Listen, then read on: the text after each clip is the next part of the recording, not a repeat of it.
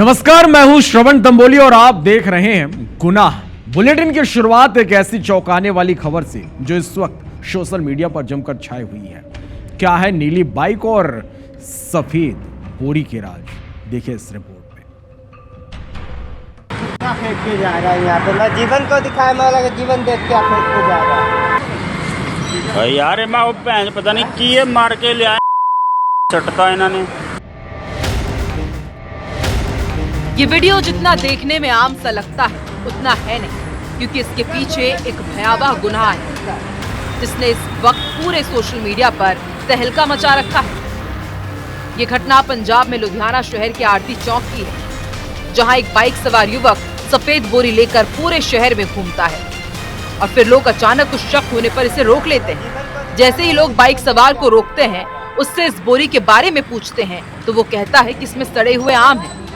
इतना कहकर मौका देखते ही वो मौके से फरार हो जाता है। इस घटना से सभी लोग दंग रह जाते हैं। भीड़ को शक होता है तो वो बोरी खोलकर देखते हैं तो सबके होश उड़ गए। उसमें से युवती की लाश निकली। पुलिस ने जब इस मामले की जांच की तो लाश की पहचान रेशमा के रूप में हुई है। पुलिस ने तुरंत आरोपियों की तलाश शुरू की। रास्ते में लगे सीसीटीवी कैमरों के फुटेजेस को खंगाला। फुटेज में आरोपी सुनेत गाँव से लाश लेकर चले थे। करीब 3.5 किलोमीटर दूरी तय कर आरती चौक पहुंचे। वहां बोरी फेंककर सर्किट हाउस की दिशा में भागे। पुलिस ने 24 घंटे में 3 आरोपियों को गिरफ्तार किया है। आरोपियों में मृतका के सास ससुर एक अन्य शामिल है। अब आपको बताते हैं कि कत्ल की वजह क्या थी। हत्या का कारण सास ससुर का चरित्र पर शक करना था। रेशमा अपनी मर्जी से घर से बिना बताए आया जाया करती थी। रेशमा के सास ससुर कृष्ण कुमार और दुलारी देवी थे। इस बात को लेकर अक्सर वो उससे काफी नाराज रहते थे। ऐसे में उन्होंने इस कत्लकांड का प्लान बनाया। मृतका रेशमा का पति अपनी 7 साल की बेटी के साथ फिलहाल अपने गांव में ही रह रहा है। पुलिस इस पूरे केस की तह तक जाने के लिए जांच कर रही है। Crime desk, IBC 24। पवित्र नगरी हरिद्वार, जहां लोग धार्मिक कर्मकांड करने जाते हैं, लेकिन उसी धर्म नगरी में हुए एक कत्लकांड ने सबको दहशत में डाल दिया, क्योंकि एक सनकी प्रेमी ने दिन दहाड़े धारदार हथियार से प्रेमिका का गला रेत दिया। इस रिपोर्ट को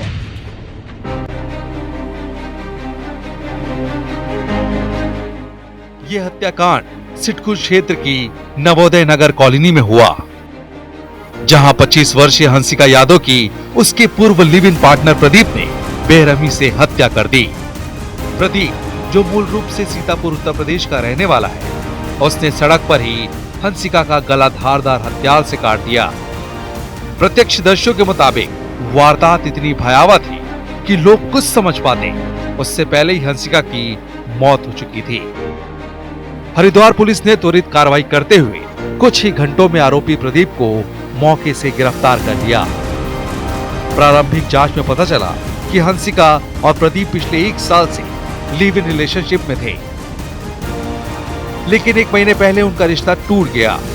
पुलिस के मुताबिक हंसिका का किसी दूसरे युवक से संपर्क होने की बात ने प्रदीप में जलन और अविश्वास पैदा किया, जिसके चलते उसने इस क्रूर हत्या को अंजाम दिया। ये घटना न केवल एक प्रेम कहानी का दुखद अंत है, बल्कि समाज में बढ़ती अहिष्णुता और महिलाओं की सुरक्षा के सवाल को भी उठाती है। सोशल मीडिया पर इस घटना को लेकर लोगों में काफी गुस्सा है। कई लोग इसे सिस्टम की नाकामी और सामाजिक मूल्यों के हर्ष से जोड़ रहे हैं। हरिद्वार पुलिस इस मामले में आगे की जांच कर रही है और ये घटना एक बार फिर समाज को ये सोचने पर मजबूर कर रही है कि आखिर कब तक ऐसी त्रासदियां होती रहेंगी। Bureau report, IBC 24। शांगुर बाबा, इस बाबा की चर्चा इन दिनों खूब हो रही है। धर्मांतरण का रैकेट चलाने वाले शांगुर बाबा उर्फ हाजी पीर से ATS की टीम लगातार पूछताछ कर रही है। पूछताछ में शांगुर बाबा ने कई ऐसे खुलासा किए जिन्हें सुनकर खुद ATS भी दंग है, क्योंकि जो बाबा कल तक अंगूठियां बेचता था, मजार में रहता था, वो करोड़ों की कार और आलीशान हवेली का मालिक आखिर कैसे बन गया।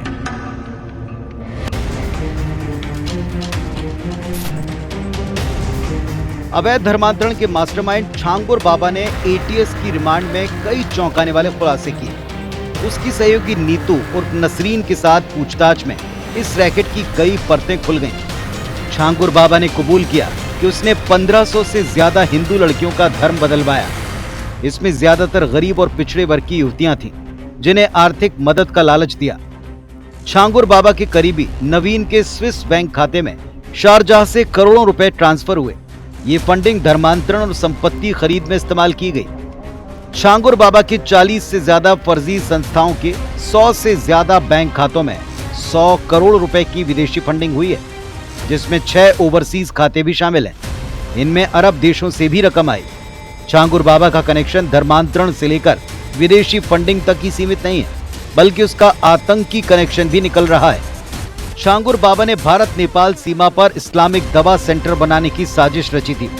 इसका मकसद संगठित धर्मांतरण को बढ़ावा देना था।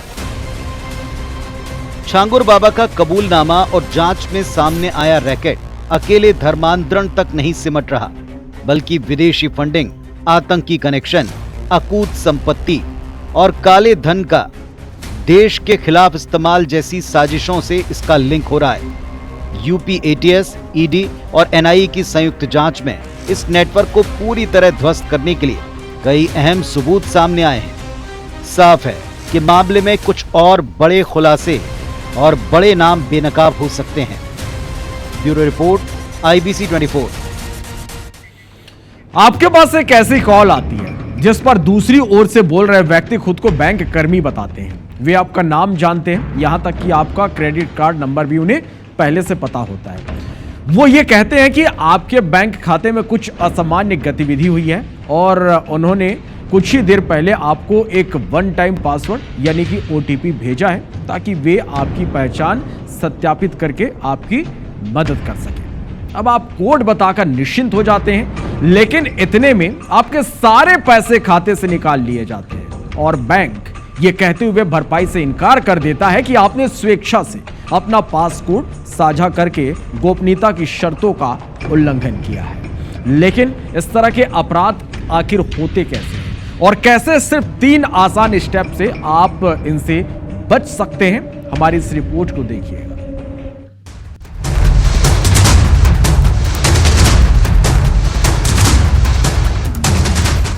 Digital arrest, cyber fraud, bank scams, credit card scams. इस तरह के अपराधों की शुरुआत आपका डेटा चुराने से होती है। आप कोई गलती करते हैं और उसी दौरान आपका डेटा चुरा लिया जाता है। ऑस्ट्रेलिया की क्वांटास एयरलाइन की हाल ही की घटना इसका उदाहरण है। यहां 57 लाख ग्राहकों की जानकारी लीक हो गई। लेकिन ये डाटा सिर्फ लीक नहीं होता, कभी कभी आपके पर्सनल डाटा को थर्ड पार्टी के जरिए बेचा भी जाता है। आपका नाम, फोन नंबर, ईमेल और यहां तक कि कार्ड की जानकारी भी नियमित रूप से ऑनलाइन लीक करने का एक बड़ा सिंडिकेट सक्रिय है, जो सिर्फ आपका पर्सनल डेटा बेचने का काम करती है। एक बार आपकी पर्सनल जानकारी मिल जाने के बाद धोखेबाज अपना काम शुरू कर देते हैं। जो फोन कॉल आते हैं वो किसी बैंक कर्मी के साथ वास्तविक बातचीत की तरह होती है, वो भी शायद एक नकली कॉलर आईडी के साथ। जिन्हें कॉल किया जाता है उन पर तत्काल अपनी पहचान सत्यापित करने के लिए दबाव डाला जाता है। लोग अक्सर अपना OTP बता देते हैं, जिससे धोखेबाज कार्ड डिटेल्स का उपयोग करके आसानी से धोखाधड़ी को अंजाम देते हैं। लोग कॉलर्स की बातों में आकर या फिर डर में इन धोखेबाजों को अपना सीक्रेट कोड या फिर OTP बता देते हैं और फिर बस कुछ ही देर में उनके खाते खाली हो जाते हैं। क्योंकि लोग अपनी मर्जी से ही OTP बताते हैं, इसलिए बैंक भी इसकी भरपाई करने से साफ मना कर देता है। तो अब आपको बताते हैं कि इस तरह के स्कैम या फ्रॉड में फंसने से आप कैसे बच सकते हैं। सबसे पहली और जरूरी चीज है कि फोन पर कभी भी वन टाइम पासकोड या फिर अपना सिक्योरिटी कोड शेयर बिल्कुल ना करें। भले ही कॉलर कितना भी वैलिड या वैध क्यों ना लगे, लेकिन भूल कर भी अपनी OTP शेयर ना करें। यदि आपको थोड़ा सा भी संदेह होता है तो फोन तुरंत काट दें और अपने कार्ड पर दिए गए नंबर का उपयोग करके सीधा बैंक से संपर्क करें। तीसरी और सबसे अहम बात, अपनी व्यक्तिगत जानकारी आप कहां और कैसे शेयर करते हैं, इस बारे में सावधान रहें। खासकर उन वेबसाइट्स पर या सोशल मीडिया पर, जिन्हें आप लगातार ब्राउज करते हैं। आप इंटरनेट पर केवल वही जानकारी शेयर करें जिसे सार्वजनिक करने से आपको किसी नुकसान होने की आशंका न हो। Crime desk, IBC 24। मुंबई से सटे थाने में एक 12 साल के लड़की को जमकर पीटा गया। बच्चे का कसूर बस इतना था कि उसने लिफ्ट का दरवाजा बंद कर दिया था और इस बात से एक शख्स इस कदर भड़क गया कि उसने बच्चे को जमकर थप्पड़ मारे। हैरान करने वाला मामला अंबरनाथ के पालेगांव इलाके की एक इमारत का है। लिफ्ट जब इमारत की 9वीं मंजिल पर रुकी तो 12 साल के बच्चे ने वहां पहले से इंतजार कर रहे शख्स को नहीं देखा और क्लोज डोर बटन प्रेस कर दरवाजा बंद कर दिया। वीडियो में देखा जा सकता है कि घटना के समय लिफ्ट में एक महिला भी मौजूद थी जो हैरानी से इस घटना को देख रही थी। वहीं पीड़ित बच्चे ने बताया कि अंकल ने कहा था कि बाहर मिल, चाकू से मारूंगा। हैरानी की बात यह है कि 12 साल का यह बच्चा आरोपी शख्स के बेटे का दोस्त है। इसके बावजूद उसके साथ ऐसा बर्ताव किया गया। ये देखकर बच्चा भी हैरान रह गया। बच्चे के माता पिता को जैसे इस घटना के बारे में जानकारी लगी, उन्होंने तुरंत पुलिस में शिकायत दर्ज कराई है। भोपाल में राजा खटिक नाम के बदमाश ने खुद का गला काटकर आत्महत्या करने की कोशिश की। बदमाश को इलाज के लिए अस्पताल में भर्ती कराया गया है। राजा खटिक 29 जून को हुए अमित वर्मा हत्याकांड में मुख्य गवाह है। छोला मंदिर इलाके की घटना को लेकर घायल बदमाश राजा खटिक ने सोशल मीडिया पर वीडियो जारी किया, जिसमें उसने आरोप लगाया कि टीआई और उनके स्टाफ ने उनका गला काटकर हत्या करने की कोशिश की। पुलिस ने इन आरोपों को झूठा बताया। पुलिस का कहना है कि राजा ने पुलिस पर दबाव बनाने की नीयत से खुद ही कांच के टुकड़े से अपना गला काटने की कोशिश की है। राजा के खिलाफ पूर्व में कई आपराधिक केस दर्ज है।